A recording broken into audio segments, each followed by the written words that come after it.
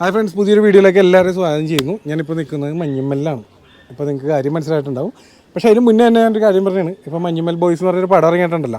അപ്പോൾ അതിൻ്റെ പുറകിൽ പ്രവർത്തിച്ചേക്കുന്നവർ, അല്ലെങ്കിൽ അതൊരു ഫിലിം ആക്കാനായിട്ട് അതിൻ്റെ പുറകിൽ പ്രയത്നിച്ചേക്കുന്നവർ എല്ലാവരോടും ഒരു ബിഗ് സല്യൂട്ട് അല്ലെങ്കിൽ ഒരു നന്ദി അറിയിക്കുന്നു. കാരണം ഇതിനെക്കുറിച്ച് അറിയാത്തവരുടെ മുന്നിലോട്ടൊരു റിയൽ സ്റ്റോറി നിങ്ങൾ മുന്നിലോട്ട് കൊണ്ടുവരികയുണ്ടായിരുന്നു.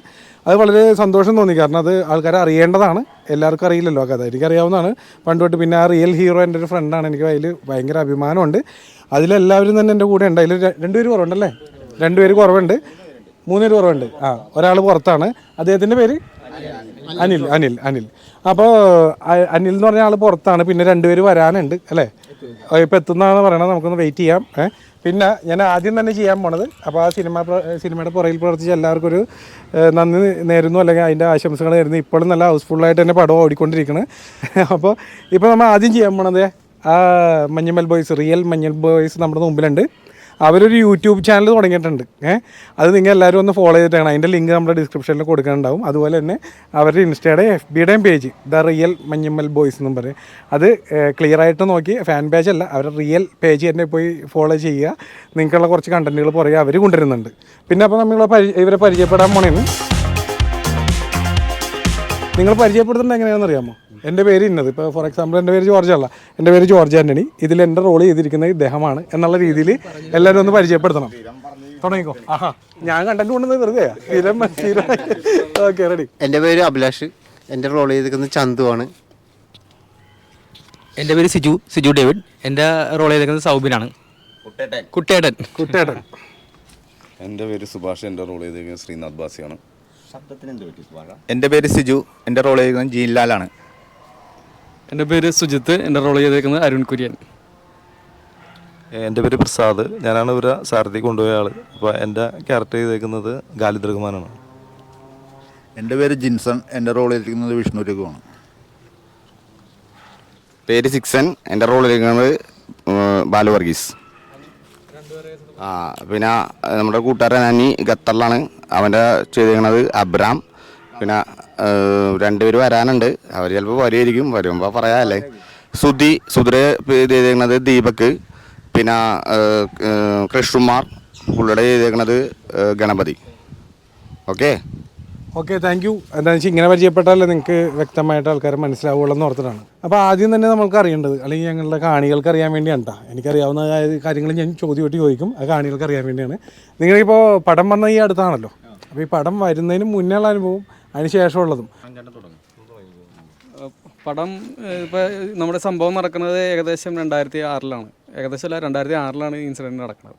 അപ്പോൾ അന്ന് ഈ പറഞ്ഞ പോലെ ആദ്യം നമ്മൾ സംഭവം പുറത്തൊന്നും പറഞ്ഞിട്ടുണ്ടായിരുന്നില്ല. അപ്പോൾ അത് കഴിഞ്ഞ് നമ്മളൊരു 1-2 മാസം കഴിഞ്ഞിട്ടാണ് നമ്മുടെ സിജുവിൻ്റെ തന്നെ റിലേറ്റീവ് ഒരാൾ കോയമ്പത്തൂർ ജോലിക്ക് പോയപ്പോൾ അവിടെ ഒരു പേപ്പർ കട്ടിങ് കണ്ടിട്ടാണ് അവിടെ നിന്ന് ഇവിടെ വിളിച്ച് പറഞ്ഞ്, പള്ളിയിലെ അച്ഛനെ വിളിച്ച് പറഞ്ഞ് ആ ഇൻസിഡൻറ്റ് ഇവിടെ പുറത്താവണം. അപ്പോൾ അത് കഴിഞ്ഞ് പിന്നെ നമ്മളിതുപോലെ അന്ന് ഈ പറഞ്ഞ പോലെ വലിയ ചാനലുകളോ കാര്യങ്ങളൊന്നുമില്ല. ആകെ ഉള്ളത് പേപ്പറും പിന്നെ ആകെ 3-4 ചാനലുകളാണ്. സൂര്യ TV, ഏഷ്യാനെറ്റ്, കൈരളി, അമൃത, അങ്ങനത്തെ മെയിൻ ചാനലുകൾ മാത്രമേ ഉള്ളൂ. അപ്പോൾ അന്ന് ഈ പറഞ്ഞ പോലെ കുട്ടന് ഭയങ്കര പ്രൊസേഷനും, കുട്ടന് മാത്രമല്ല ഞങ്ങൾക്ക് എല്ലാവർക്കും ഇതുപോലെ തന്നെ എല്ലാ കാര്യത്തിലും ഈ പറഞ്ഞ പോലെ സ്വീകരണവും കാര്യങ്ങളൊക്കെ ഉണ്ടായിരുന്നു. ഞങ്ങളന്ന് ഓൾ കേരള ഇതുപോലെ സ്വീകരണത്തിനും കാര്യങ്ങളൊക്കെ പോയിരുന്നു. പിന്നെ അതിനെ തുടർന്ന് സിജുവിന് ജീവൻ രക്ഷാ പതക്ക് അവാർഡും ലഭിച്ചു. അത് പിന്നെ കുറച്ച് ആൾ കഴിഞ്ഞ് അങ്ങനെ പോയി. പിന്നെ ഇതുപോലെ ഇടയ്ക്ക് കുറച്ച് സിനിമാക്കാർ ഒരു 2-3 ടീം നമ്മളെ അപ്രോച്ച് ചെയ്തു. നമ്മൾ കഥ പറഞ്ഞു, നമ്മളായിട്ടിരുന്നു. ഇവരത് പ്രൊജക്റ്റ് ചില ആൾക്കാർ പ്രൊജക്റ്റ് തുടങ്ങാറാവുന്ന സ്റ്റേജിലാകുമ്പോഴത്തേക്കും വിട്ടുപോയി. പിന്നെ കുറേ ആൾക്കാർ തുടങ്ങി, പിന്നെ അത് കണ്ടിന്യൂ ചെയ്യാൻ പറ്റാണ്ട് നിർത്തിപ്പോയി. ഇപ്പോൾ എനിക്ക് തോന്നുന്ന ഒരു 4ാമത്തെ ടീമാണ് ഈ ചിതവും ഗണപതിയും നമ്മുടെ സൗബിക്കൊക്കെ ഈ ടീമായിട്ട് വരുന്നത്. അപ്പോൾ ഇവർ വന്നു കഴിഞ്ഞാൽ പിന്നെ ഈ പറഞ്ഞ പോലെ അവരും നമ്മളെപ്പോലെ തന്നെ ഒരു തിക്ക് ഫ്രണ്ട്സിൻ്റെ ഒരു ഗ്രൂപ്പാണ്. അപ്പോൾ അവർക്ക് നമ്മളെ കഥ പറഞ്ഞപ്പോഴും ആ ഇമോഷൻസാണ് കണക്ട് ചെയ്തത്. അപ്പോൾ അവരെന്തായാലും ഈ ഒരു ഇത് സിനിമ ആക്കണം, അല്ലെങ്കിൽ ഈ ഒരു ഇൻസിഡൻറ്റ് അല്ലെങ്കിൽ കുട്ടൻ്റെ ഈ ഒരു എന്താ പറയുക, ആ സംഭവം നാട്ടുകാരെ അറിയണം, അല്ലെങ്കിൽ ജനങ്ങളറിയണം, ഈ ഫ്രണ്ട്ഷിപ്പിൻ്റെ ഒരു ബോണ്ട് പുറത്ത് കാണിക്കണം എന്ന് പറഞ്ഞിട്ട് അവർ ഒരു സൂപ്പർ ഹിറ്റ് സിനിമ പിടിക്കാനോ കാര്യങ്ങൾക്കൊന്നുമല്ല അവർ ശ്രമിച്ചത്. അവർ നമ്മളുടെ സെയിം 100% കാര്യങ്ങൾ എന്താണോ അന്ന് നടന്നത് അത് സ്ക്രീനിൽ വരുത്തണം. അപ്പോൾ നമ്മളന്ന് കഥയൊക്കെ പറഞ്ഞു കൊടുത്തപ്പോൾ അവർ പറഞ്ഞത്, നിങ്ങൾ ഈ പറഞ്ഞതിൻ്റെയൊക്കെ ഒരു 10% സ്ക്രീനിൽ കിട്ടിയാൽ പോലും അവർക്കത് ഭയങ്കര അപ്രീസിയേഷൻ ആയിരിക്കും എന്ന് പറഞ്ഞിട്ടാണ് അവർ തുടങ്ങിയത്. തുടങ്ങി പിന്നെ ബാക്കിയുള്ള കാര്യങ്ങൾ അറിയാലോ. ഇന്നിപ്പോൾ ലോകം മുഴുവനും മഞ്ഞുമ്മൽ ബോയ്സ് എന്ന സിനിമ എന്താ പറയുക ഹൗസ്ഫുള്ളായിട്ട് വളരെ വിജയകരമായിട്ട് ഓടിക്കൊണ്ടിരിക്കുകയാണ്. അപ്പോൾ ഈ പറഞ്ഞ പോലെ സിനിമ ഇറങ്ങിക്കഴിഞ്ഞപ്പോഴും പണ്ട് ഞങ്ങൾക്ക് കിട്ടിയിരുന്ന അതേ എന്താ പറയുക സെലിബ്രിറ്റി സ്റ്റാറ്റസ് ഒന്നുമല്ല, എന്നാലും ആളുകൾ തിരിച്ചറിഞ്ഞു തുടങ്ങി, നമ്മളെ വിളിച്ച് കൺഗ്രാജുലേഷൻസ് ചെയ്തു തുടങ്ങി. ഡെയിലി കോളുകളും കാര്യങ്ങളും വന്നുകൊണ്ടിരിക്കുന്നുണ്ട്. അപ്പോൾ കൂടുതൽ കോളുകളും കാര്യങ്ങളും വന്നത് കുട്ടനും സുഭാഷാണ്. അപ്പോൾ അവരത് ഷെയർ ചെയ്യും. ഇതിൽ ഒരു കാര്യം ചോദിച്ചോട്ടെ, ഈ ഒരു പള്ളിയിലെ അച്ഛനാണ് ഇത് പുറത്ത് കൊണ്ടുവന്നത് അല്ലേ? ആ അച്ഛൻ്റെ പേരെന്ന് പറഞ്ഞാൽ നമ്മുടെ അച്ഛൻ്റെ പേര് ലീനസ് അച്ഛൻ എന്നാണ്. ആ അച്ഛനാണ് അന്ന് മഞ്ഞുമ്മൽ പള്ളിയിൽ പള്ളിയിൽ വികാരിച്ചനായിട്ട് ചെന്നത്. ആ അച്ഛനാണ് ഈ ന്യൂസ് അച്ഛൻ്റെ കയ്യിൽ കിട്ടിയിട്ട് അച്ഛനാണ് അത് കുർബാനക്കടയിലാണ് വിളിച്ചത്. ആ കുർബാന കഴിഞ്ഞപ്പോൾ പ്രസംഗത്തിൻ്റെ ഇടയിലാണ് വിളിച്ചു പറഞ്ഞ് ഇവിടെ അറിയണം അല്ലേ? ആ പിന്നെ എനിക്ക് ചോദിക്കാനുള്ളതെന്ന് വെച്ചാൽ നിങ്ങളോട് എല്ലാവരോടും ചോദിക്കാനുള്ളത്, ഈ ഒരു സംഭവം നടന്നു കഴിഞ്ഞാൽ നിങ്ങളെ വീട്ടിൽ വന്നിട്ട് ഒരിക്കലും സത്യമായിരിക്കില്ലല്ലോ നമ്മളെപ്പോലെയുള്ളവർ പറയുന്നത്. അപ്പോൾ നിങ്ങൾ ഇവിടെ വന്നിട്ട് എങ്ങനെയാണ് അത് മാനേജ് ചെയ്തത്? അപ്പോൾ ഇദ്ദേഹത്തിൻ്റെ അവസ്ഥ വളരെ പരിതാപകരമായിരിക്കും ആ ടൈമിൽ. എങ്ങനെയാണ് എന്നാലും അത് മാനേജ് ചെയ്തത്, അല്ലെങ്കിൽ എന്തൊക്കെ നുണകളാണ് പറഞ്ഞു വെച്ചത് വീട്ടുകാരോട്? അതാണ്. അല്ല, അന്ന് ടൂർ കഴിഞ്ഞ് വന്നപ്പോൾ ഇവിടെ ഞങ്ങൾ ആരുടെ ഈ സംഭവം പറഞ്ഞിട്ടുണ്ടായിരുന്നില്ല. സുഭാഷ് ജസ്റ്റ് തട്ടി ഒരു പാറമേന്ന് വീണെന്ന് ചെറുതായിട്ട് വീണെന്നേ പറഞ്ഞിട്ടുള്ളൂ. പിന്നെ എല്ലാവരുടെ അടുത്തും ആരുടെ അടുത്തും പറഞ്ഞിട്ടില്ല. ജസ്റ്റ് പറഞ്ഞത് ഞങ്ങളുടെ ഒരു കൂട്ടുകാരൻ്റെ അടുത്ത് മാത്രം. അത് അന്ന് ടൂർ വന്നപ്പോൾ ഞങ്ങൾക്ക് ഇവിടൊപ്പം വരാതെ എന്ന ഇപ്പം ഇവർ ട്വിങ്സാണ്, അവൻ്റെ ബ്രദറിൻ്റെ അടുത്താണ് ഞാൻ അങ്ങ് ആകെ പറഞ്ഞേക്കണത് കാര്യം പറഞ്ഞേക്കണത് സംഭവം. അവനാണ് ഞങ്ങൾക്ക് ഇവിടെ വേണ്ട കാര്യങ്ങളൊക്കെ ചെയ്തു തന്നെ വെച്ചാൽ ഇവിടെ വരുമ്പോൾ ഹോസ്പിറ്റലിൽ ഹോസ്പിറ്റലിൽ കാര്യങ്ങളൊക്കെ റെഡിയാക്കി വെച്ചതും ബാക്കി ക്യാഷിൻ്റെ കാര്യങ്ങളും. കാരണം അവിടെ നിന്ന് ഞങ്ങൾ പാപ്പരയായിട്ടാണ് വന്നത്. അദ്ദേഹത്തിൻ്റെ പേരും കൂടി ഒന്ന് പറഞ്ഞു. സുമേഷ് അല്ലേ? സുമേഷാണ്. അപ്പോൾ ഇവിടെ ഉണ്ട് സുമേഷ് ചേട്ടൻ. ഇവിടെ സുമേഷ് ചേട്ടൻ ഇവിടെ വന്നേ. അയ്യോ അങ്ങോട്ട് വന്നേ. ആ പറഞ്ഞ വ്യക്തിനെയും കൂടി ഇതിൻ്റെ അകത്ത് ഇൻവോൾവ്ഡ് ആണ്. അതെ അല്ലേ? പെട്ടെന്ന് ഇന്റർവ്യൂയുടെ ഇടയിലാ കാരണം എനിക്കതില്ല. ഈ പറഞ്ഞ വ്യക്തി ഇതാണ് കേട്ടോ. ഇവർക്ക് വേണ്ടി എല്ലാ സപ്പോർട്ടും ഇവിടെ അല്ലേ? ഇവിടെ എത്തുന്നതിന് മുന്നേ സിനിമയിൽ ഏതായിരുന്നു എനിക്ക് പെട്ടെന്ന് ഇതിന്റെ ഇടയിലായി തന്നെ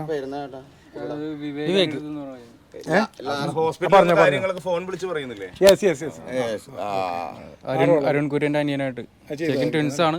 അപ്പോൾ ഒരു അനിയനായിട്ടാണ് കാണിച്ചിരിക്കുന്നത്. ശരിക്കും സംഭവത്തിൽ ഇവര് അന്ന് അവിടെ സംഭവിച്ചിട്ട് ആദ്യം വിളിച്ചു പറയുന്നത് തന്നെയാണ്. പക്ഷെ എനിക്കിവിടെ ആരതും പറയാനും പറ്റില്ല, ആരതും പറയാൻ പറ്റില്ല. അപ്പോൾ ഈ ക്യാഷൊക്കെ അറേഞ്ച് ചെയ്യണമെങ്കിൽ ആരതും ചോദിക്കാനും പറ്റില്ല. അപ്പോൾ രാവിലെ കാര്യം പറയാണ്ട് നമുക്ക് അറേഞ്ച് ചെയ്യണമെങ്കിൽ ഒരു പ്രശ്നമാണ്. അപ്പോൾ എന്താ പറയുക, രാവിലെ ഇവർ വരുമ്പോഴത്തേക്കും ബാക്കി കാര്യങ്ങൾ ഹോസ്പിറ്റലിലെ കാര്യങ്ങളൊക്കെ അറേഞ്ച് ചെയ്യാൻ പറഞ്ഞ് അങ്ങനെ ചെയ്തെന്നുള്ളൂ. ക്യാഷ് പുള്ളി നല്ലോണം സഹായിച്ചിട്ടുണ്ടെന്ന് പറയുമ്പോൾ തന്നെ നല്ലോണം സഹായിച്ചിട്ടുണ്ട്. എന്ന് വെച്ചാൽ പ്രസാദേട്ടന് പുള്ളി എന്ന് വെച്ചാൽ ഓടണ പുള്ളിയാണ്. പുള്ളിയുടെ എന്ന് വെച്ചാൽ പുള്ളിക്കാരെ മനസ്സിലായി ഞങ്ങളുടെ അടുത്ത് 10 പൈസയില്ലെന്ന്. പക്ഷേ അത് പുള്ളി എവിടെ നിന്നൊക്കെ ഒപ്പിച്ച് പ്രസാദേട്ടൻ വേണ്ടെന്നൊക്കെ പറഞ്ഞു. അത് കാശ് വേണ്ടെന്നാണ് ഞങ്ങളുടെ അടുത്ത് പറഞ്ഞത്. പക്ഷേ അങ്ങനെയല്ല, കാശല്ല, പുള്ളിയുടെ വണ്ടിയല്ല, ട്രാവലറുടെ വണ്ടിയാണ്. പുള്ളിക്ക് ഭയങ്കരമായിട്ട് ഞങ്ങൾക്ക് ഉപകാരം ചെയ്ത പുള്ളിക്ക് ഞങ്ങൾ കൊടുത്ത്. പിന്നെ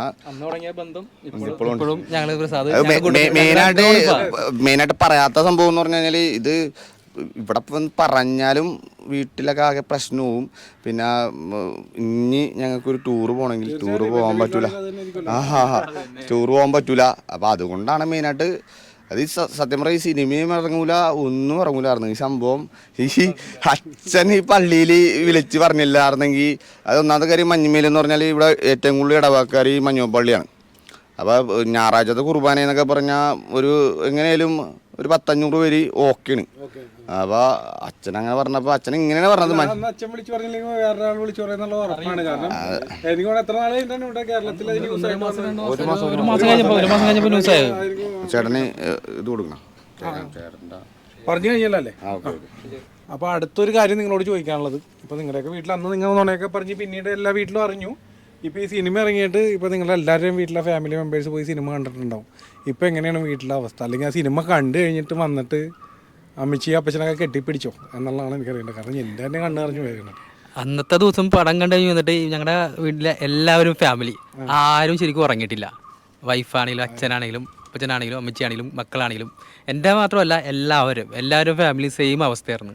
പക്ഷേ ഞങ്ങൾ അന്ന് കാര്യങ്ങൾ പറഞ്ഞെങ്കിലും ആർക്കും ഇത്ര അതിൻ്റെ ഡീപ്നെസ് മനസ്സിലാകേണ്ടതില്ല. എങ്ങനെയാണ് നീ ഇറങ്ങിയത്, കുഴിയുടെ ഇത്, പിന്നെ ഞങ്ങൾ അനുഭവിച്ച കാര്യങ്ങളെന്നും ആർക്കും അത്ര അങ്ങോട്ട് ഇതായിരുന്നില്ല. ആ ഫിലിമിൽ വന്നപ്പോഴാണ് എല്ലാവരും അതിൻ്റെ കറക്റ്റ് അവർ ശരിക്കും ഞങ്ങളെയാണ് കണ്ടുകൊണ്ടിരുന്നത് ആ ഫിലിമിൽ.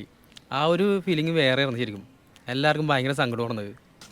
വേറൊരു കാര്യം പറയാനുള്ളത്, അത് ഞങ്ങൾക്ക് സിനിമ അവരോട് ഒരു നന്ദി പറയാനുണ്ട്. കാരണം എന്താണെന്ന് വെച്ച് കഴിഞ്ഞാൽ ഈ സിനിമയുടെ 2ാമത്തെ ഷോ അവർ അറേഞ്ച് ചെയ്തത് ഞങ്ങളുടെ എല്ലാവരുടെയും ഫാമിലീസിന് വേണ്ടിയിട്ടാണ്. അപ്പോൾ ഫ്രണ്ട്സിനും. അപ്പോൾ ഒരു ഷോ മുഴുവനും എനിക്ക് തോന്നുന്നു ഒരു 500-600 ആൾക്കാർ ഞങ്ങളുടെ റിലേറ്റീവ്സും ഫ്രണ്ട്സും ഫാമിലീസും ഒരുമിച്ച് മഞ്ഞുമൽക്കാരെല്ലാവരും ഒരുമിച്ച് മഞ്ഞുമൽക്കാരുടെ ഒരു സിനിമ, അതും ഇത്ര ഇമോഷണലുള്ള സിനിമ കാണുന്ന വെച്ചാൽ അത് അവരാരും ജീവിതത്തിൽ ഒരിക്കലും മറക്കില്ല.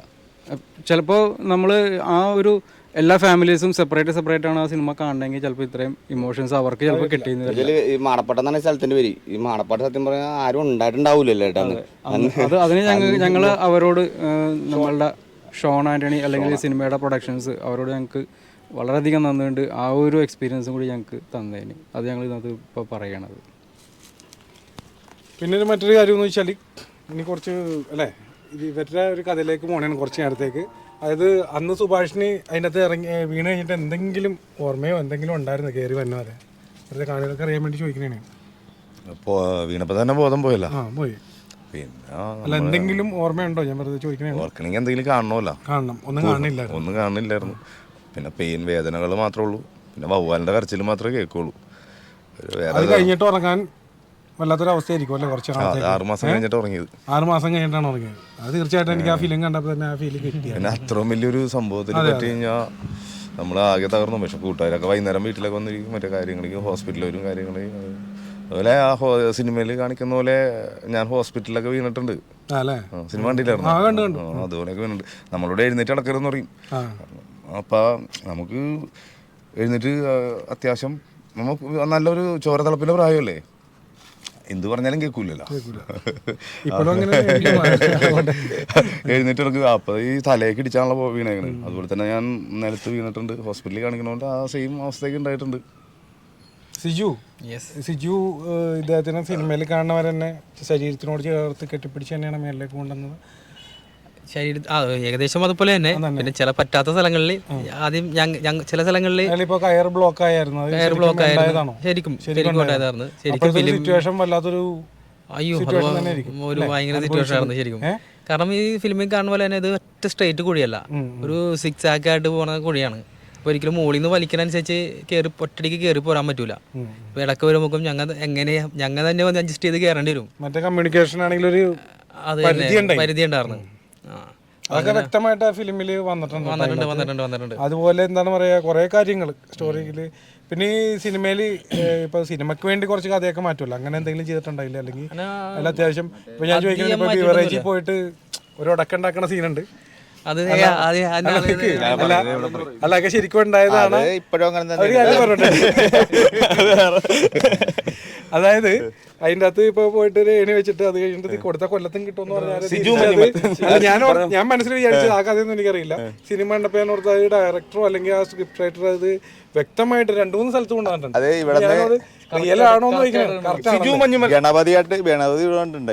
ഗണപതിയായിട്ട് പോയിട്ടുണ്ട്. ഗണപതി കണ്ടേക്കണേ. പിന്നെ ഇതുപോലെ ഞങ്ങളൊരു ദിവസം വന്ന് അവര് ടീമായിട്ടൊക്കെ വന്നിരുമ്പോൾ ഒരു ദിവസം ഇതുപോലെ പരിപാടി കഴിഞ്ഞപ്പോഴത്തേക്കും എന്താ പറയാ ഗണപതിനെ ഇതുപോലെ ഞങ്ങളുടെ ക്യാരക്ടർ പഠിക്കാനാണല്ലോ വന്നേക്കണത്. അപ്പോൾ ഗണപതി ഇതുപോലെ ഞങ്ങൾ എന്താണ് ചെയ്യണമെന്ന് അറിയാൻ വേണ്ടിയിട്ട് ഒരു ദിവസം മാസ്കൊക്കെ ഇട്ട് തൊപ്പിയൊക്കെ വെച്ച് ബിവറേജിൽ പോയി ക്യൂ നിന്നിട്ടുണ്ട്. അവർ അത്രയും ഡെഡിക്കേറ്റഡ് ആയിട്ടാണ്. അതായത് അതിന്റെ അവര് കഴിഞ്ഞ 2-2.5 വർഷമായിട്ട് ഇവിടെ ഫുൾ ടീം ഇവിടെ വന്ന് ഞങ്ങളുടെ കൂടെ നിന്ന് നമ്മളുടെ ഓരോ ചെറിയ മാനേജറാണ്. കാരണം അവര് തുടങ്ങി ഒരു എനിക്ക് തോന്നുന്നു ഫുൾ പ്രോസസ് ഏകദേശം 2-2.5 വർഷമായിട്ടുണ്ടോ.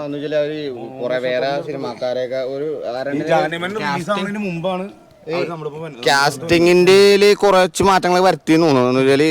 ആദ്യം വേറെ ആരുണ്ടാക്കിയായിരുന്നു തോന്നുന്നു. ഗണപതി അങ്ങനെ പതുക്കെ എല്ലാവരും കൂടി വന്ന് പഠിച്ച് എല്ലാം സെറ്റ് ചെയ്തിട്ടാണ് ഓരോ ചന്തുവിൻ്റെയൊക്കെ ഒരു വെറൈറ്റി ക്യാരക്ടറാണ്. അതേപോലെ എല്ലാവർക്കും അത് കൊണ്ടുവന്നിട്ടുണ്ട്.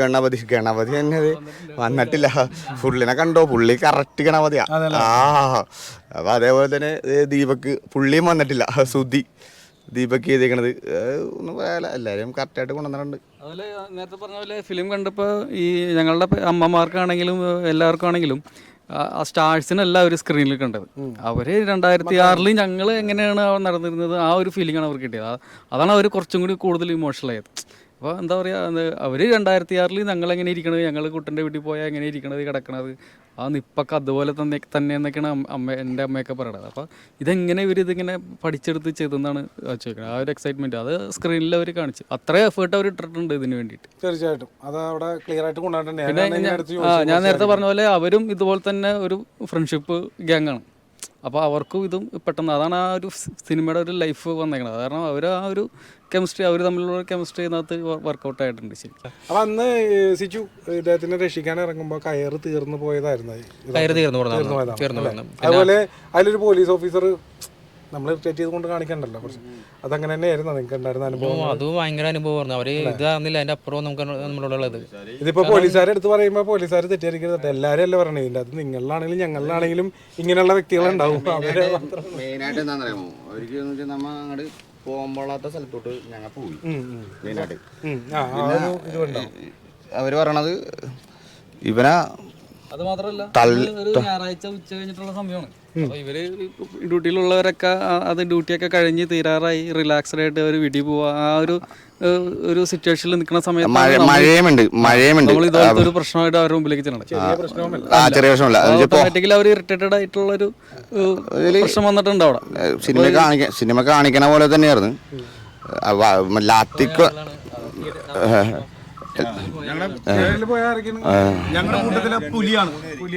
ശരിക്കും അന്നടി കിട്ടിയായിരുന്നു. പക്ഷെ അടി കിട്ടിയതിലല്ല വിഷമം.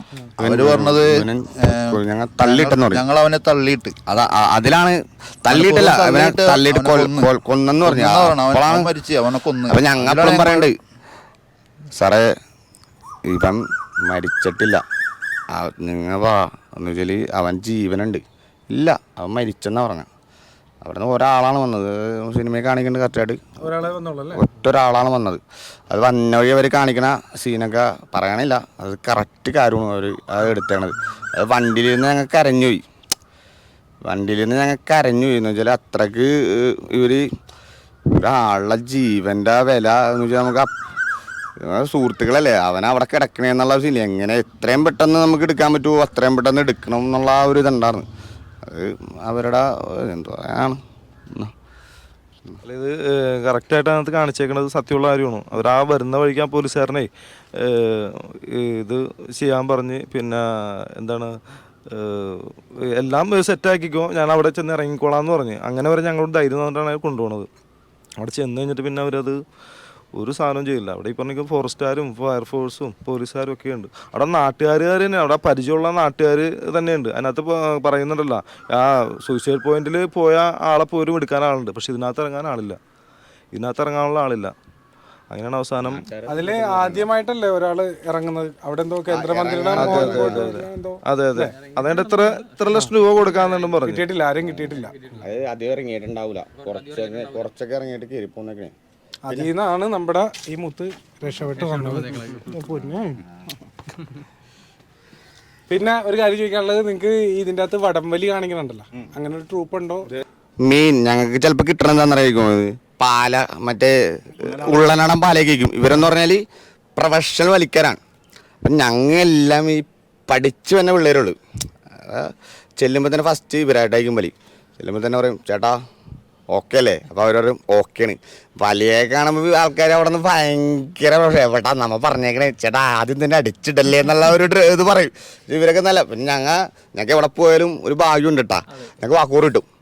ആ വാക്കൂർ ഞങ്ങൾ എങ്ങനെയാലും ഇല്ലേ മറ്റേ ഒരു ലെവലിൽ കയറി പറ്റും. ഒരു 3-ാം സ്ഥാനവും അല്ലെങ്കിൽ ഒരു 4-ാം സ്ഥാനമൊക്കെ എങ്ങനെയൊക്കെ ഓർമ്മയില്ലേ, നമ്മ അവിടെ പോയിട്ട് എങ്ങനെ വാക്കൂരും. പുള്ളി കണക്കൊക്കെ കൂട്ടിയിട്ട് എങ്ങാണ്ടും 450 കിലോ കണ്ടായിരുന്നു. അപ്പോൾ 7 പേരാണല്ല. പുള്ളി ഇപ്പോൾ കണക്കൂട്ടിയപ്പോൾ 20 കിലോ കുറക്കണം. 20 കിലോ ഒരു 2 മണിക്കൂർ കുറക്കണമെന്ന് കാര്യം ഒന്ന് ആലോചിച്ച് നോക്കി. അതൊക്കെ വലിക്കാർക്ക് അറിയാൻ പറ്റുള്ളൂ. ഞങ്ങൾ വെയിലത്ത് ഓടും, എന്നിട്ട് ടർപ്പായിട്ട് അതിന്റെ അടിയിൽ കിടക്കും, മിക്സ് കേൾക്കും. അപ്പൊ ശരിക്കും ഒരു 6 കിലോ കുറച്ചാൽ മതിട്ടുണ്ട് കണക്ക് കയറ്റി പോയി 20 കിലോ. എന്നിട്ട് ഈ 7 പേരും കൂടി ഇത്രയും കുറച്ചിട്ട് വടം വലിക്കാൻ പറ്റണ്ട, തളർന്നു പോയിക്കണേ, ശരീരത്തിൽ വെള്ളം മുഴുവൻ പോയിക്കണേ. പിന്നെ വടം വലി കഴിഞ്ഞപ്പോഴാണ് തൂക്കം നോക്കിയപ്പോ കണക്ക് പക്ഷേ നമ്മള് പണ്ടേ താരമാണ്. പിന്നെ ഇവർക്ക് പണ്ടേ അപ്പൊ ഒരു ഭാഗ്യം ഇവരുടെ കൂടെ ഉണ്ടെന്നാണ് അപ്പൊ പറയുന്നത് അല്ലേ? എവിടെ പോലും ഞങ്ങൾക്ക് വാക്കുകൾ കിട്ടും. ഇവിടെ ഒരു ചേച്ചി അതിരൂപ ഒരു ചേച്ചി ഉണ്ട്. അപ്പോൾ ചേച്ചി പറഞ്ഞ് എൻ്റെ ഒരു ഇതിൽ വലിക്കാൻ പറ്റുമോ മാരാസ് ഗ്രൗണ്ടിൽ പറഞ്ഞ്. അപ്പോൾ ഞാൻ പറഞ്ഞു അതിനെന്താ ചേച്ചി നമുക്ക് വലിക്കാലോ, നമുക്ക് ടീമുള്ളതല്ലേ. അപ്പോൾ ചേച്ചി പറഞ്ഞു ഒരു സ്വർണ്ണ കോയിനാണ് പ്രൈസ് എന്ന് പറഞ്ഞു. ഞാൻ പറഞ്ഞു ഓക്കെ. ഞാൻ ഇവരുടെ അടുത്ത് എല്ലായിടത്തും പറഞ്ഞ് എടാ വലിയുണ്ട്, സ്വർണ്ണ ഫസ്റ്റ് പ്രൈസ് സ്വർണ്ണ കോയിനാന്ന് പറഞ്ഞു. അപ്പോൾ രാവിലെ അവിടെ ചെന്നേക്കണേ. രാവിലെ ചെന്ന് കഴിഞ്ഞപ്പോൾ ചേച്ചി അടുത്ത് ചേച്ചി എല്ലാവർക്കും പോകണ്ടാണ്, ഇപ്പോൾ തുടങ്ങണ്ട ഉച്ചയപ്പോൾ എല്ലാവരും കൂടി ഭയങ്കര പ്രശ്നം. എന്താണ് തുടങ്ങാനുള്ളല്ല ചേച്ചി അടുത്ത് ചേച്ചി തുടങ്ങണല്ലേ. ചേച്ചി ഇപ്പോൾ തുടങ്ങും. ഉച്ച കഴിഞ്ഞ് വലി തുടങ്ങാറായപ്പോൾ ചേച്ചി എൻ്റെ അടുത്ത് വന്നിട്ട് പറഞ്ഞേ 6 അതേ വാഴക്കുല ഉണ്ടോ ഫസ്റ്റ് പ്രൈസ് എന്ന്. ചേട്ടാ രാവിലെ തൊട്ടില്ലേ ഞാൻ ആ ചേച്ചി അടുത്ത് പറഞ്ഞു ചേച്ചി എന്നെ ഇവന്മാരെല്ലാവരും ഇടിച്ച് കൊല്ലും, സ്വർണ്ണക്കോയിലെന്ന് പറഞ്ഞിട്ട് കൊണ്ടുപോയിട്ട് വാഴക്കുലയാണ് ഫസ്റ്റ് പ്രൈസ് എന്ന്. ഞാൻ പറയും ചേച്ചി ഇത് എനിക്ക് എല്ലാരും കൂടി ആട്ടം തുടങ്ങിയില്ലേ. ആട്ടം എന്ന് പറഞ്ഞു കഴിഞ്ഞാല് ഫുള്ളാട്ട്. അതെന്താ വെയിറ്റ് ചെയ്ത് നിൽക്കണേ. രാവിലെ തൊട്ട് ഉച്ച വരെ നിന്നെങ്കിലും ഉച്ചേൻ്റെ വലി തുടങ്ങിയാണ്. ചെന്ന് കഴിഞ്ഞപ്പോ ചേച്ചി എന്ത് സെറ്റ് തരാന്ന് പറഞ്ഞു. നമുക്ക് അതിനെ കുറിച്ചൊന്നും അറിയാൻ പാടില്ല. വലിക്കാൻ വേണ്ടി കയറിയപ്പോ ചേട്ടന്മാരെന്നൊക്കെ പറഞ്ഞാൽ നല്ല കട്ട ലോഡിങ്ങുള്ള കട്ട ചേട്ടന്മാർ. ഞങ്ങൾ ഇത് കണ്ടില്ലേ ഈ ഇതിനെക്കാട്ടും ഷോണ് എന്ന് വെച്ചാൽ അതേപോലെ അസ്ഥികളാണ്. അതാണ് ഫസ്റ്റ് വലി തന്നെ ഇവര് വലിച്ച് 4 ടീമായിട്ട് അങ്ങോട്ട് വലിയുണ്ടായിരുന്നു. 4ാമത് ഫൈനലിൽ വന്ന ടീമായിട്ടാണ് ആദ്യം ഞങ്ങൾ ജയിച്ച്, പിന്നെ അവർ ജയിച്ച്, 3ാമത്തെ വലി ഞങ്ങൾ ജയിച്ച്. ഞങ്ങൾക്ക് പ്രൈസ് തന്നത് അതിരൂപത മീൻ അച്ഛനായിരുന്നു അല്ലേ. അച്ഛൻ വന്നിട്ട് ഫസ്റ്റ് ചോദിച്ചാൽ നിങ്ങൾ അവരെ ബ്ലോക്ക് ചെയ്ത് കളഞ്ഞല്ലേ, എങ്ങനെ ചെയ്ത്, എന്താണ് അതിൻ്റെ ഐഡിയ? അപ്പോൾ ഞങ്ങൾ പറഞ്ഞു അച്ഛാ ഞങ്ങൾ ഇങ്ങനെ നിൽക്കണ പോലെ ഒന്നല്ല, ഞങ്ങൾ പണ്ടോട്ട് വർഷങ്ങളായിട്ട് വലിക്കുന്ന ആൾക്കാരാണ്. അപ്പം ആ ഒരു കാശ് കൊണ്ട് ഞങ്ങളുടെ ഒരു കൂട്ടുകാരൻ്റെ കൂട്ടുകാരൻ ഞങ്ങൾ പെയിൻ്റ് അടിച്ചു കൊടുത്തു. സത്യം ഞങ്ങൾക്ക് ഒരു 5000 രൂപ അവിടെ നിന്ന് കിട്ടി. 5000 രൂപ എടുത്ത് നമ്മളൊരു സുഹൃത്താണ്, പേരൊന്നും വെളിപ്പെടുത്തല്ല. പുള്ളിയുടെ വീട് ഞങ്ങൾ എല്ലാവരും കൂടി പോയി എന്ന് വെച്ചാൽ കാശ് കൊണ്ട് പെയിൻ്റൊക്കെ മേടിച്ച് നല്ല നമുക്ക് അതാണ് നമുക്ക് എപ്പോഴും സുഹൃത്ത് ബന്ധം നമുക്ക് ഏറ്റവും വലുതാണ്. അതിനുവേണ്ടിയാണ് ഇത് പറഞ്ഞത് കേട്ടോ. ഓക്കെ അല്ല ഇതൊക്കെ വേണം, ഇതൊക്കെ ഞങ്ങൾക്ക് അറിയേണ്ടതാണ്. ഒരു കാര്യം കൂടി പറഞ്ഞു. അതായത് നമ്മുടെ ഞങ്ങൾ വെയിറ്റ് കെട്ടിയിട്ട് വലിക്കണതില്ലേ, ആ സാധനം അവിടെ ഉണ്ട്. അത് ഇപ്പോഴും അവിടെ ഉണ്ടാന്ന് അറിയില്ല. പ്രാക്ടീസ് ചെയ്യല്ലേ നിർത്തി വടംവലിയിൽ എടുത്തിട്ടുള്ള ഭീഷ്മ ബോയ്സ് എന്ന് പറഞ്ഞ മലയാറ്റൂര് അവരുടെ അടുത്ത് പോയിട്ട് അല്ലാണ്ട് അപ്പുറത്തെ ടീം ഞങ്ങളാണ്. 2014 പിന്നെ അതുകൂടാതെ തന്നെ ചെറിയ ഡാൻസ് കളിയും പിന്നെ ഒരു ചെറിയ ഡയലോഗ് ഉണ്ട്. ഫസ്റ്റ് ഇവരായിട്ട് ഒരു മറ്റേ പറയൂലേ ഇത് യുവദർശനയും മറ്റേ ദർശനയും എന്തോ പറയണ ഡയലോഗുണ്ട്. അപ്പൊ ആ സാധനം ഞങ്ങൾ കളിക്കണ്ട്. പിന്നെ വന്ന വഴിക്ക് ഒരു ചെറിയൊരു കലിപ്പിച്ചുണ്ട്. ഈ വലിക്ക് മുമ്പ് ഒരു ബാലുറീസും ഇവരൊക്കെ ഇട്ട് ഒരു കലിപ്പിച്ചുണ്ട്. അപ്പോൾ അതിലൊരു ചെറിയ ഞാനൊരു ഡയലോഗ് പറയാനുണ്ട്, നിന്റെ അണ്ണാക്കിൽ ടാറുക്ക് വെക്കോടാ എന്നും പറഞ്ഞൊരു ഡയലോഗ് പറയാനുണ്ട്. പിന്നെ വടംവലിയിൽ എല്ലാവരും കാണിക്കാതെ ഞങ്ങൾ ഓപ്പോസിറ്റ് ഞങ്ങൾ ഫുൾ ബാച്ച് ഉണ്ട്. ജിൻസൺ ഉണ്ടായിരുന്നില്ല, ജിൻസൺ ഒരു വർക്കായിട്ട് പോയിച്ചു. അത് ആ വടംവലി സീനിൽ അവർ വളരെ നന്നായിട്ട് വെച്ചാൽ പ്രൊഫഷണൽ വടംവലിക്കാർ വലിക്കുന്ന പോലെയൊക്കെയാണ് അവർ. അതിന്റെ കാര്യം എന്ന് വെച്ചാൽ അവരൊരു 2 ആഴ്ച 3 ആഴ്ചയോളം ഇവിടെ വന്നിട്ട് ഞങ്ങളോടൊപ്പം പ്രാക്ടീസ് ചെയ്തെന്ന് പറഞ്ഞു കഴിഞ്ഞാൽ എന്താ പറയുക, ശരിക്കും വടം വലിക്കുന്ന ആൾക്കാർ എങ്ങനെയാണോ ഹാർഡ് വർക്ക് ചെയ്യുന്നത് അതുപോലെ ഹാർഡ് വർക്ക് ചെയ്ത് ഒരു ദിവസം അതൊക്കെ കഴിഞ്ഞ് ഞങ്ങൾ ഭക്ഷണം കഴിക്കാൻ വരുമ്പോൾ ശരിക്കും പറഞ്ഞു കഴിഞ്ഞാൽ അവരുടെ കയറ് അവർക്കിത് യൂസ് ചെയ്യില്ല. കയറ് വരഞ്ഞിട്ട് എല്ലാവരുടെയും കൈ കുട്ടി മുതുകൊക്കെ വരഞ്ഞ് അവരത്രയും എന്താ പറയുക ഫിസിക്കലി ആണെങ്കിലും അവർ അത്രയും അതിനകത്ത് എടുത്തിട്ടുണ്ട്. അതാണ് ആ ക്വാളിറ്റി അതിനകത്ത് അവർ കാണിക്കുന്നത്. ഈ ഒരു ദിവസം ചിതു വിളിച്ചിട്ട് പള്ളിപ്പെരുന്നാളാണ് ഡയറക്ടർ ചിതു വിളിച്ചിട്ട് പറഞ്ഞ് എവിടെയെന്ന് വെച്ചാൽ അപ്പോൾ ഞാൻ ചേട്ടൻ്റെ വീട്ടിൽ ഞാനും ചേട്ടനും കൂടി വീട്ടിലിരിക്കണേ. ചേട്ടൻ്റെ വീട് കുറച്ച് മാറിയാണ്. അപ്പോൾ എൻ്റെ അടുത്ത് പറഞ്ഞ് ബാസി വന്നേക്കെന്ന് പറഞ്ഞു. ശ്രീനാഥ് ബാസി വന്നേക്കുന്നു, ബാ വീട്ടിലുണ്ടെന്ന്. ശ്രീനാഥ് ബാസി വീട്ടിലാണ് ഞാൻ വീട്ടിലുള്ള വാസി വാ കയറി എൻ്റെ വീട്ടില് വാ കയറി ഇരിക്കല്. അപ്പോൾ സത്യം പറഞ്ഞാൽ നമുക്ക് നമ്മ ഇതിനെക്കുറിച്ച് കണ്ടിട്ടില്ല കേട്ടിട്ടില്ല. അപ്പോൾ അവർ നമ്മളെ മനസ്സിലാക്കാൻ വീട്ടിലിരുന്ന് ഭക്ഷണം കഴിച്ചത്. ഇനി അടുത്തത് സിജു ചോദിക്കാനുള്ള, ഇതിന് മുന്നേ എന്തെങ്കിലും രക്ഷാപ്രവർത്തനങ്ങൾ നടത്തിയിട്ടുണ്ടോ സിജു? ഇതിനു മുമ്പ് രക്ഷാപ്രവർത്തനം എന്ന് പറഞ്ഞിട്ടുണ്ടെങ്കിൽ ഞങ്ങൾ ഇതുപോലെ തന്നെ പുഴയിൽ കുളിക്കലാണ്. ഞാൻ ചോദിക്കാൻ കാരണം ഞാൻ ഇത് ആരോടോ ഷെയർ ചെയ്ത് എൻ്റെ ഫ്രണ്ടാണെന്നും പറഞ്ഞു. അപ്പോൾ എന്നോട് പറഞ്ഞു അവൻ ഇതിന് മുന്നേ ഇത് ചെയ്തിട്ടുണ്ടെന്ന് എന്തോ പറഞ്ഞതാണ് ഞാൻ ചോദിക്കുന്നത്. ശീലമാണല്ലേ? ഞങ്ങൾക്ക് ഈ പിന്നെ പുഴയിൽ കുളിക്കലാണ് മെയിൻ പരിപാടി. അതല്ലേ? അന്ന് ഞങ്ങൾ ഇതുപോലെ തന്നെ കുളിക്കാൻ പോയപ്പോൾ ഞങ്ങളുടെ കൂട്ടത്തിൽ തന്നെ കൃഷ്ണകുമാർ ഉണ്ട്. അവൻ ഇടയ്ക്ക് വെച്ച് മുങ്ങിപ്പോയായിരുന്നു. അന്ന് ഞാനും സുധീഷ് എന്ന് പറഞ്ഞ് ഞങ്ങൾ രണ്ടുപേരും കൂടിയാണ് രക്ഷപ്പെടുത്തിയത്. അത് ഫിലിമിൽ കാണിക്കുന്നുണ്ട്. അത് തന്നെയാണ് കാണിക്കുന്നത്. ഞങ്ങളുടെ ഇൻസിഡന്റ് തന്നെയാണ് ഫിലിമിലും കാണിക്കുന്നത്. പറഞ്ഞില്ലേ 95% നമ്മുടെ ചെറുപ്പത്തിലുള്ള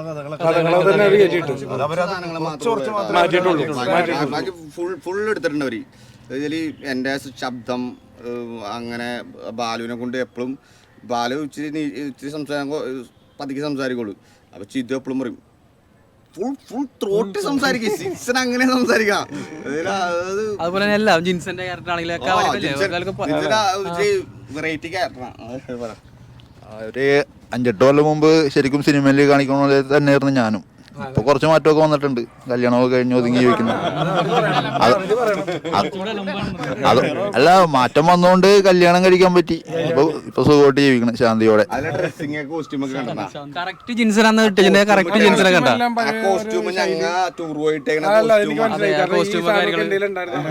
ഏതാണ്ട് പിന്നെ ചന്തു ശരിക്കും അങ്ങനെ തന്നെയായിരുന്ന? ഞാൻ ശരിക്കും അങ്ങനെ തന്നെയായിരുന്നു. വീണണ്ടപ്പോ ഞാൻ ശരിക്കും പേടിച്ചു പോയി. അവിടെ ശരിക്കും വിറച്ച് സുഭാഷ് എന്ത് പറ്റി, ഇല്ലാണ്ട് നമുക്ക് വീട്ടിൽ പോകാൻ പറ്റില്ല. വേറെ നടക്കുന്നുണ്ട്. അങ്ങനെ അത് പിന്നെ സിജു എന്നെ പിടിച്ച് മോളിൽ കൊണ്ടാക്കി. ഞാൻ പിന്നെ ആ മരത്തിന്റെ അവിടെ തന്നെ ആയിരുന്നു. പിന്നെ പോകാൻ നേരത്തെ എന്നെ അവര് വിളിച്ചിട്ട് പോയത്. വല്ലാത്തൊരു വേറൊരു അതായത് നമ്മുടെ എല്ലാരും കൂട്ടത്തിലുണ്ടാവും ഇങ്ങനെ. അല്ല പെട്ടെന്നേ ഇപ്പൊ ചിലപ്പോ ചെറിയൊരു ഏറ്റവും അവസാനം കാണിക്കണ്ടേ ഹോസ്പിറ്റലിൽ നിന്ന് ഇറങ്ങിപ്പോണത്. ഞാൻ അവിടെ ഇറങ്ങിപ്പോയതാണ്. ഇങ്ങനെ വന്നിട്ടില്ല. പിന്നെ ഒരു 1 മാസം 1.5 മാസം കഴിഞ്ഞിട്ട് ഞാൻ തിരിച്ച് ഇവരുടെ അടുത്തേക്ക് വന്നത്. അബി എനിക്ക് തോന്നുന്നു ഒരു 1000 പ്രാവശ്യം ഒരു കുറെ എന്ന് വെച്ചാൽ അബി എപ്പോ നോക്കിയാലും അബി ഞങ്ങൾ അങ്ങോട്ട് പോകുമ്പോൾ ഇങ്ങോട്ട് പോകുമ്പോഴും അബി റൗണ്ട് അടിച്ചോണ്ടിരിക്കണേ. സുഭാഷേന്നും വിളിച്ചോണ്ട് അത്രക്ക് ഫുൾ മഴയത്ത് ഇങ്ങനെ വെറുതെ സുഭാഷേന്നും വിളിച്ചോണ്ട് റൗണ്ട്. അതായത് സിനിമയിൽ ഒരു ഇരിക്കണ ആ സീനാണ് കാണിക്കണത്. അത് വേറെ ഇഷ്ടംമാരുള്ളായിരുന്നു. ശരിക്കും ഒരു വലിയൊരു മരത്തിൽ അബി ഇങ്ങനെ റൗണ്ട് അടിച്ച് ഇങ്ങനെ കൊണ്ടിരിക്കും. അത് വെറുതെ അല്ല ഇങ്ങനെ സുഭാഷേ എന്നും പറഞ്ഞ് ഇങ്ങനെ ഭയങ്കര. അബിക്ക് ഞങ്ങൾ ഇത്രയും പേരല്ലാണ്ട് വേറെ കൂട്ടുകാരൊന്നും ഉണ്ടാവില്ല, വഴിയില്ല. അബിക്ക് ഏറ്റവും അടുത്ത കൂട്ടുകാർ ഞങ്ങളാണ്. വേറെ പുറത്ത് വേറെ കൂട്ടുകാരൊന്നുമില്ല. വേറെ കമ്പനിയൊന്നും ഇല്ല. പിന്നെ ഇവരുടെ മുമ്പിലിരുന്ന് ഇപ്പൊ പറഞ്ഞത് വെച്ച് ഞാനൊരു കാര്യം പറഞ്ഞാണ്. ഈ ഒരു പടത്തിൻ്റെയാണ് ആദ്യമായിട്ട് റിവ്യൂ വീട്ടിൽ തുടങ്ങിയിട്ട് നിർത്തിക്കളഞ്ഞാണ്. കാരണം പരിചയക്കാരൊക്കെ ഉണ്ടാവും. പിന്നെ സത്യസന്ധമായിട്ട് ഇത് പറയണ്ടേ. അപ്പൊ എല്ലാത്തിനും പറ്റിയെന്ന് വരില്ല. അപ്പൊ നിങ്ങളുടെ പടം ഇറങ്ങാൻ പോണതിന് മുന്നേ ഞാൻ റിവ്യൂ ഇട്ടായിട്ട് ഇത് കാണണമെന്നും പറഞ്ഞത് ഒരു ഫ്രണ്ട്ഷിപ്പിന്റെ ഒരു കൂട്ടായ്മയുടെയും കൂടെ ഒരു പടമാണത്. ഞാൻ എൻ്റെ വഴിക്ക് പറഞ്ഞിട്ടായിരുന്നു. സിജുവിന് അയച്ചായിരുന്നു എന്ന് തോന്നുന്നത്. അപ്പം പിന്നെ ഞാനിപ്പോൾ തൊട്ട് മുന്നേ പറഞ്ഞാൽ നമ്മൾ ഈ ഫിലിമിൽ കണ്ടിട്ട് എനിക്ക് തന്നെ പല സീനും വന്നിട്ട് സങ്കടം വന്നു പോയി കണ്ടിട്ട്. അപ്പോൾ ഈ യഥാർത്ഥത്തിൽ അനുഭവിച്ചേക്കണോ ഒരിക്കലും പറഞ്ഞറിയിക്കാനോ അല്ലെങ്കിൽ സിജു അനുഭവിച്ചേക്കണതോ സുഭാഷ് അനുഭവിച്ചേക്കണോ ഒരിക്കലും പുറത്തു കൊണ്ടുവരാൻ പറ്റില്ല. നമ്മളിത് കണ്ടിട്ട് നമുക്ക് എല്ലാവർക്കും ഉണ്ടായ അനുഭവമൊന്നും അല്ല യഥാർത്ഥത്തിൽ. അത് ഗ്യാരണ്ടിയാണത്. നമുക്കൊരിക്കലും പറഞ്ഞറിയിക്കാനും പറ്റില്ല. അത് സിജുവിനാണെങ്കിലും പറ്റില്ല. അത് അനുഭവിച്ചവർക്ക് അറിയുള്ളൂ. പിന്നെ ഇനി എന്താണ് നിങ്ങളുടെ ക്ലബിനെ കുറിച്ചൊന്ന് കേട്ടാൽ കൊള്ളാമെന്നുണ്ട്. യുവദർശൻ ഇപ്പൊ ഈ ദർശനായി അതിൽ കേട്ടിരുന്ന ആരാണ് പറയുന്നത്? ആദ്യം ഞങ്ങളുടെ ക്ലബിന്റെ പേര് ദർശനെന്നായിരുന്നു. ഒരു അനിച്ചേട്ടനായിരുന്നു അന്ന് ഞങ്ങളുടെ രക്ഷാധികാരി. അപ്പൊ അതിന്റെ പേരിൽ ദർശന ക്ലബ്ബ് വന്നു. പിന്നെ കുറച്ച് കഴിഞ്ഞപ്പോ ദർശന ക്ലബ്ബ് ഇല്ലാതെയായി. പിന്നെ നമ്മൾ അത് ദർശനയുടെ എങ്ങനെ അടുത്ത ഇത് തുടങ്ങും എന്ന് പറയുമ്പോൾ നമ്മൾ കൃഷ്ണകുമാർ പറഞ്ഞ് യുവദർശന എന്നിട്ടാലും എങ്ങനെ ഇരിക്കുന്നു. അങ്ങനെ അത് യുവദർശനായി. യുവദർശന കുറെ നാൾ കഴിഞ്ഞപ്പം പരിപാടിയൊക്കെ നടത്തി. രമേഷ് പിഷാരടി ആയിരുന്നു ഞങ്ങളുടെ ക്ലബിന്റെ പരിപാടി ആങ്കർ. അത്ര വലിയ പരിപാടിയാണ് ഞങ്ങളുടെ ഗ്രൗണ്ടിലൊക്കെ നടത്തിയത് അന്നത്തെ കാലത്തൊരു. അപ്പോ അതൊക്കെ കഴിഞ്ഞ് പിന്നീട് അത് കാലക്രമേണ റെസിഡന്റ് അസോസിയേഷൻ വിളിച്ചായിരുന്നു.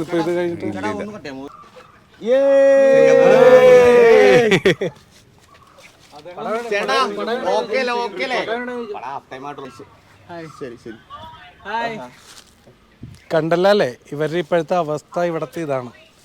നമ്മളിപ്പോൾ ലൈറ്റ് പോയിക്കൊണ്ടിരിക്കണേ കട്ട് ചെയ്യാൻ പറഞ്ഞിരുന്നു.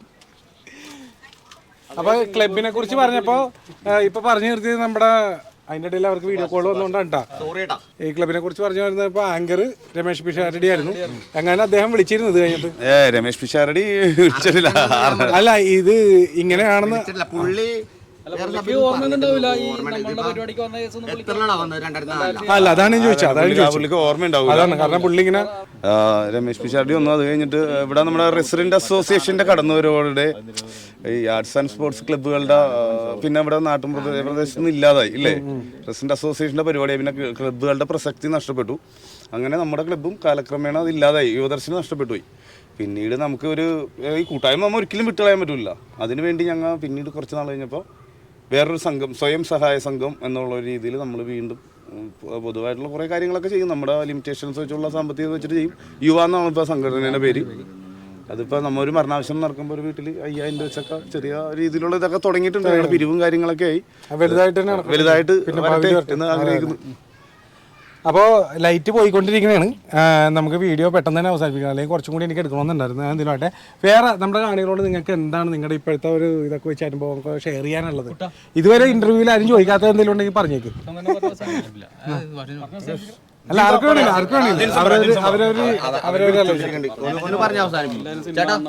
അല്ല ഞങ്ങൾക്ക് എല്ലാവർക്കും പറയാനുള്ളത്, നിങ്ങളെല്ലാവരും പ്രേക്ഷകരെല്ലാവരും ഇത് തിയേറ്ററിൽ തന്നെ പോയി കാണാത്തവരുണ്ടെങ്കിൽ തീർച്ചയായിട്ടും തിയേറ്ററിൽ തന്നെ പോയി കാണുകയും ചെയ്യണം. ഞങ്ങളുടെ ഈ കൂട്ടായ സപ്പോർട്ടിനെ എല്ലാവരും അനുഗ്രഹിക്കുകയും വേണം. ഒരു കാര്യം പറയാം, ഇത് ഞങ്ങൾക്കിപ്പോൾ ഭയങ്കര സന്തോഷമുണ്ട്. കാരണം സാധാരണ ഒരു സിനിമ ഇറങ്ങിക്കഴിഞ്ഞാൽ അതിൻ്റെ റിയൽ ക്യാരക്ടേഴ്സിനെ കുറച്ച് നാൾ ആൾക്കാർ അന്വേഷിച്ച് ചെയ്ത് പോകും. പക്ഷേ ഈ സിനിമ ഇറങ്ങിക്കഴിഞ്ഞപ്പോൾ ഈ ലോകം മൊത്തമുള്ള മലയാളികൾ റിയൽ മഞ്ഞുമൂൽ ബോയ്സിനെ കാണാനുള്ള ഒരു ആഗ്രഹം അവർ ജസ്റ്റ് പ്രകടിപ്പിക്കണമെങ്കിലുണ്ട്. അത് ഞങ്ങൾക്ക് ഭയങ്കര സന്തോഷമാണ്. കാരണം ഈ പറഞ്ഞ പോലെ ഞങ്ങൾ സാധാരണക്കാരാണ്. അപ്പോൾ ഈ പറഞ്ഞ പോലെ ഈ മലയാളികൾ പടം കണ്ടു കഴിഞ്ഞിട്ട് അറ്റ്ലീസ്റ്റ് റിയൽ മഞ്ഞു ബോയ്സിനെ കുറിച്ച് അന്വേഷിക്കണമെങ്കിലുണ്ട്. അത് ഞങ്ങൾക്ക് വളരെ സന്തോഷമുള്ള കാര്യമാണ്. സിനിമ കാണാത്തവരെ എന്തായാലും തിയേറ്ററിൽ പോയി തന്നെ പറ്റുമെങ്കിൽ ഫ്രണ്ട്സ് ഗ്രൂപ്പായിട്ട് തന്നെ പോയി സിനിമ കാണണം. എല്ലാവരും ഈ പറഞ്ഞ പോലെ ഫ്രണ്ട്ഷിപ്പ് എൻജോയ് ചെയ്യണം. കൂട്ടുകാർക്ക് വേണ്ടിയിട്ട് എന്തൊക്കെ ചെയ്യാൻ പറ്റുമോ അതൊക്കെ ചെയ്യണം. ഈ സിനിമ കണ്ടാൽ മനസ്സിലാവും നിങ്ങൾക്ക് ഫ്രണ്ട്ഷിപ്പിൻ്റെ ഒരു ബോണ്ടും കാര്യങ്ങളും എന്തൊക്കെയാണെന്നുള്ളത്. തീർച്ചയായിട്ടും. പിന്നെ വേറെ കാര്യം ചോദിക്കണം, ഇന്ന് എത്രാമത്തെ ഇന്റർവ്യൂ ആണ്? ഇത് ഞങ്ങൾ ഇന്ന് 3ാമത്തെ ഇന്റർവ്യൂ ആണ്. അല്ല ഇന്ന് വരെയുള്ള എത്ര എണ്ണമായി? ഇന്ന് തമിഴ്നാട്ടിൽ നിന്ന് വന്ന രണ്ടുപേര് തമിഴ്നാട്ടിൽ നിന്ന്. ഏറ്റവും ആദ്യം ഇന്റർവ്യൂ ചോദിച്ചാൽ ഞാനാണ്. നിങ്ങൾക്ക് അറിഞ്ഞൂടെ ഞാൻ പറയണേണ്. ഇപ്പൊ ആൾക്കാരൊക്കെ ഞങ്ങളുടെ പറഞ്ഞു നിങ്ങൾക്ക് ഇത് പരിപാടി നിർത്താൻ പാടില്ല, നിങ്ങൾ എവിടെ നോക്കിയാൽ ഇന്റർവ്യൂ ആണ്. മഞ്ഞമ്മൽ ബോയ്സ് എന്നുള്ളൊരു പോസ്റ്ററോ അല്ലെങ്കിൽ അങ്ങനെ ഒരു പേര് കണ്ടപ്പോൾ തൊട്ട് ചോദിച്ചുകൊണ്ടിരിക്കുക. പക്ഷെ എനിക്കറിയാം ഈ പടം കഴിഞ്ഞിട്ടേ കിട്ടുള്ളൂ. പക്ഷെ പടം കഴിഞ്ഞാൽ നിങ്ങൾ ലാസ്റ്റ് പരിപാടി അവസാനം കൃഷ്ണകുമാർ എത്തി. ഗണപതി ഗണപതി ഗണപതി ഒന്ന് ഇച്ചിരി സിനിമാക്കിയ ഗണപതി ഒരാളെ പരിചയപ്പെടുത്തിട്ട് ഇപ്പൊ ഒന്ന് ഇദ്ദേഹത്തിനോട് പരിചയപ്പെടുത്തിട്ട് നിർത്തുകയാണ്. സ്വന്തം പേരും നമ്മുടെ റോളാണ് ഗണപതി ചെയ്തേക്കണം അല്ലേ? പേരെന്ന് പറഞ്ഞു. എൻ്റെ പേര് കൃഷ്ണകുമാർ. എൻ്റെ റോള് ചെയ്തേക്കണത് ഗണപതിയാണ്. ഈ കാണുന്നതാണ് സിജുവിൻ്റെ വീട്. പിന്നെ നമ്മുടെ ഈ സിജുവിൻ്റെ ഈ ധീരമായ പ്രയത്നത്തിന് രാഷ്ട്രപതിയിൽ നിന്നും ജീവൻ രക്ഷാ പതക് മെഡൽ കിട്ടുകയുണ്ടായിരുന്നു. അതെല്ലാം എൻ്റെ വീടിൻ്റെ കയറി ചെല്ലിനോട് തന്നെ വെച്ചിട്ടുണ്ട്. കാരണം അത്രയധികം ആൾക്കാർ വന്നു പോകുന്നുണ്ട്. അപ്പോൾ അവരതുപോലെ അന്ന് ട്രിപ്പ് പോയതിൻ്റെ കണ്ട കുറച്ച് ഫോട്ടോസൊക്കെ അടങ്ങിയ ആൽബം, പഴയ ഓർമ്മകളടങ്ങിയ ആൽബമൊക്കെ അവിടെ വെച്ചിട്ടുണ്ട്. എല്ലാവർക്കും കാണാവുന്ന രീതിയിൽ തന്നെ. എന്തായാലും വളരെ സന്തോഷം തോന്നി അതെല്ലാം അവിടെ കണ്ടപ്പോൾ. പിന്നെ അതുപോലെ സിജുവിന് ഇതുണ്ട്, സിജുവിന് കിട്ടിയ സർട്ടിഫിക്കറ്റും മെഡൽസൊക്കെയാണ് ഞാൻ കാണിച്ചിട്ടുണ്ട്. അതുപോലെ ഇത് VS അച്യുതാനന്ദന് മെഡൽ എന്തോ വാങ്ങിയതിൻ്റെയാണ്. പിന്നെ സിജു ഒരു കലാകാരൻ കൂടിയാണ്. ആ വീട്ടിൽ അവിടെ ഇവിടെയൊക്കെ ആയിട്ട് ഇതേപോലെ കുറേ കലാപ്രവർത്തനങ്ങൾ അല്ലെങ്കിൽ കലാപരിപാടികൾ കാഴ്ചവെച്ചിട്ടുണ്ട്. അതും കൂടി നിങ്ങളെ കാണിച്ചു തരികയാണ്. ഇതൊന്നും എനിക്കറിയില്ലായിരുന്നു കേട്ടോ സിജുവിന് ഇങ്ങനെയുള്ള പരിപാടിയൊക്കെ ഉണ്ടെന്ന്. എന്തായാലും വീട്ടിൽ ചെന്ന് കഴിഞ്ഞപ്പോൾ മനസ്സിലായത് കണ്ടോ. അടിപൊളിയായിട്ട് കുറേ ചിത്രങ്ങളൊക്കെ മതിലിലൂടെയൊക്കെ ആയിട്ട് വരച്ച് വെച്ചിട്ടുണ്ട്. അതും കൂടി നിങ്ങളെ കാണിച്ചെന്നുള്ളൂ അവിടം വരെ പോയോട്ട്. അപ്പോൾ നമ്മൾ വീഡിയോ അവസാനിപ്പിക്കുന്നതാണ്. ഇവർ ഒരു ഫുട്ബോൾ ടൂർണമെന്റ് ഉണ്ടല്ലോ ഇന്ന്. അപ്പോൾ എല്ലാവിധ ആശംസകളും നേരുന്നു. വിജയിച്ച് അല്ലേ വാ. അപ്പോൾ അയ്യോ സോറി. അപ്പോൾ അതെനിക്കറിയണേ ഞാൻ ഫുട്ബോൾ കളിക്കാൻ പോകണമെന്ന് പറഞ്ഞത്. അപ്പോൾ അവരെ ആദരിക്കാൻ വിളിച്ചേക്കണേണ് അവിടെ അല്ലേ. അപ്പോൾ അടിപൊളി പോയിട്ട് വാ. അപ്പോൾ വേറെ ഒന്നും പറയാനല്ലോ, ഒരു ബൈ കൊടുത്തേ കാണികൾക്ക്.